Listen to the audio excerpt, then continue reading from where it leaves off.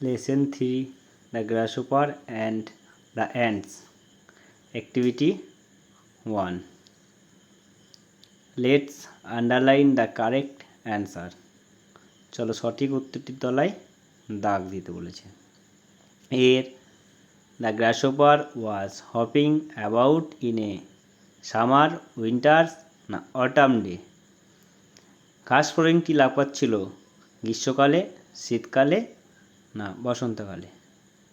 এখানে হয়ে যাবে সামার, মানে ঘাস ফড়িংটি লাফাচ্ছিল গ্রীষ্মকালে। The grasshopper was hopping about in a summer. বিয়ের the ants carried fruits corn leaves. পিমড়েটি বহন করছিল, দ্য ক্যারেটস মানে অ্যান্টস মানে পিমড়ে, ক্যারেট মানে হচ্ছে বহন করা। পিমড়েটি বহন করছিল ফ্রুটস কর্ন না লিভস।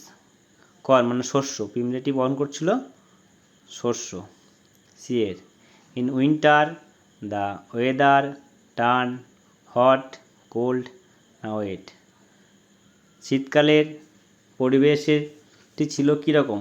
ঠান্ডা, গরম। এখানে হবে উত্তর অ্যান্সার হবে কোল্ড।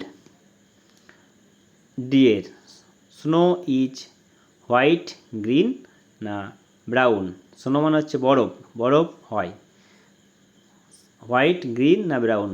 স্নো ইজ হোয়াইট মানে বরফ হয় সাদা।